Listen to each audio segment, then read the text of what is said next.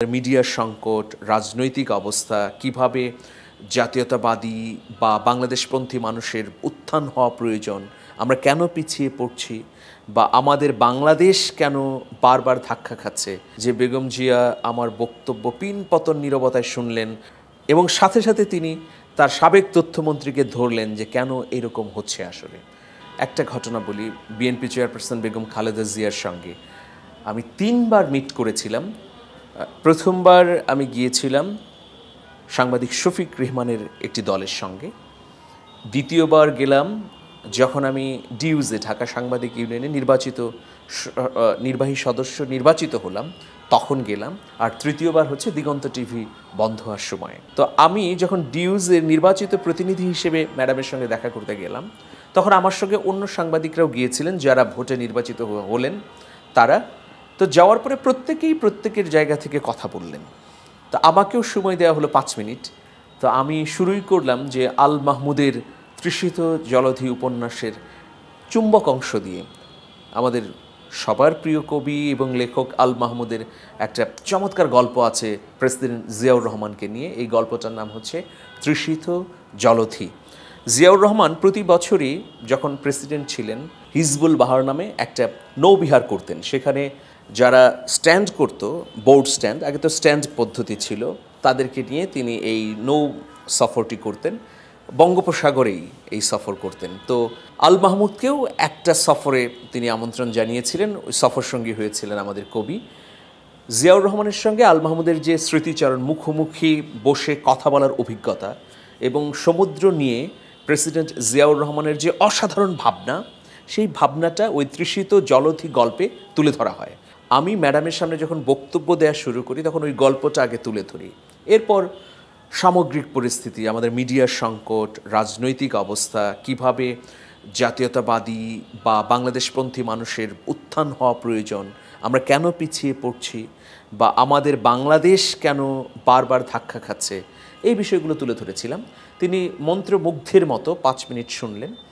তো আমি ওইখানে মিডিয়ার কিছু সংকটের কথা বলেছিলাম যে দেখুন, আপনি ক্ষমতায় ছিলেন কয়েকবার, আপনি অনেকগুলো গণমাধ্যমের অনুমোদন দিয়েছেন, কিন্তু সেই গণমাধ্যমগুলো এখন দেশের পক্ষে কথা বলছে না। তো আমার এই বক্তব্য শেষ হওয়ার পর বেগম জিয়া ম্যাডাম তখন তার পাশে বসা শামসুল ইসলাম, সাবেক তথ্যমন্ত্রী, তাকে দেখিয়ে বললেন যে এই যে ওনাদেরকেই আমরা আসলে তথ্য মন্ত্রণালয়ের দায়িত্ব দিয়েছিলাম, মিডিয়ার লাইসেন্স দেওয়ার দায়িত্ব দিয়েছিলাম, উনি আসলে কাকে দায়িত্ব দিয়েছেন, কিভাবে কি করেছেন আমার বোধগম্য না।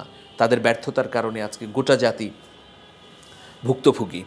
এবং আমাকে খুবই অ্যাপ্রিসিয়েট করলেন, বললেন যে আপনি অসাধারণ বলেছেন, আপনি এভাবে পরামর্শ দেবেন আমাদেরকে, তাহলে আমরাও অনেক অনেক পথ খুঁজে পাব।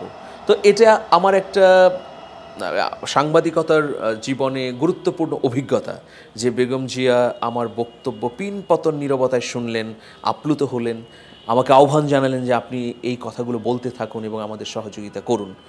এবং সাথে সাথে তিনি তার সাবেক তথ্যমন্ত্রীকে ধরলেন যে কেন এরকম হচ্ছে। আসলে চমৎকার একটা অভিজ্ঞতা, একটা হাসির অভিজ্ঞতা বলি যে তখন 1/11 2007 সাল।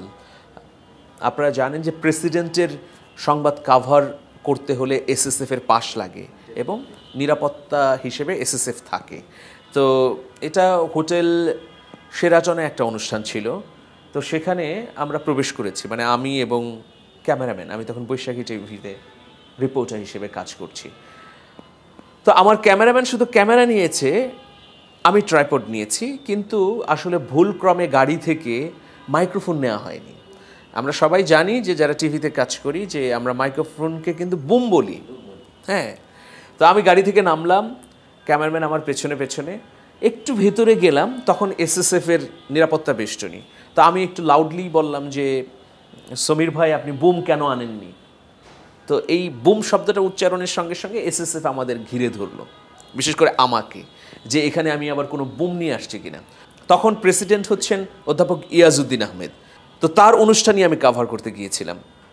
তো আমি বুম বলার সঙ্গে সঙ্গে আমি 2-3বার বলেছি যে বুমটা কেন আনলেন না, বুমটা আনেন গাড়ি থেকে। তো এই কথাগুলো শুনে এসএসএফ ঘিরে ধরলো, আমাকে আটকিয়ে ফেললো। এদিকে ক্যামেরাম্যান অবশ্য গাড়ির দিকে ছুটে যাচ্ছিল বুম আনার জন্য। তো আমাকে তখন এসএসএফের সদস্যরা বললো যে আপনি বুম নিয়ে আসছেন কেন, আপনাকে তো দেখছি সাংবাদিকতা করতে এসেছেন। আপনি তো সাংবাদিক পরিচয় দিলেন, এখন ওর বুমের কথা বলছেন, আপনি কোথায় বুম রেখেছেন বের করেন। একদম সিরিয়াস হয়ে গেল তারা। হ্যাঁ, তো আমি একটু মিটি হাসছি, আমি বললাম যে একটু অপেক্ষা করেন, বুম আনছে। বলে যে আপনি ইয়ার্কি করছেন, আপনি নিরাপত্তা বিঘ্নিত করছেন, আপনাকে তো এখনই আমরা অ্যারেস্ট করব। আপনার ক্যামেরাম্যান কোথায় রেখেছেন বুম? তো যাই হোক, 1 মিনিটের মধ্যেই ক্যামেরাম্যান যখন বুম আনলো, তো তখন ওরা তো অবাক। আমি বললাম যে এটা হচ্ছে বুম, মানে মাইক্রোফোনটাকে দেখিয়ে বললাম যে দেখেন এটার কথা বলেছি। তো বললো যে মানে, ওখানে যিনি কমান্ডিং অফিসার ছিলেন, মানে আমি বললাম যে আমরা টিভি সাংবাদিক যারা আছি তারা সংক্ষেপে এটাকে, এই মাইক্রোফোনটাকে বুম বলি, মানে এটা বুম মাইক্রোফোন কিন্তু এটাকে বুম বলি। তো তখন একটা হাসির রোল পড়ে গেল, ওরা অবাক হয়ে গেল যে এই বুম কি আসলে তাহলে সেই বুম। তো এই ধরনের মজার অভিজ্ঞতা অনেক আছে। তো আসলে সাংবাদিকতা করতে গিয়ে তো বাঁকে বাঁকে অভিজ্ঞতা তৈরি হয়, অভিজ্ঞতার মধ্য দিয়েই একজন সাংবাদিক পোক্ত হয়, তার কলম আরও শানিত হয়, তার চিন্তা আরও বিস্তৃত হয়। তা আমি সাংবাদিকতাটা সবসময় এনজয় করি এবং এটাকে মন থেকে পছন্দ করি।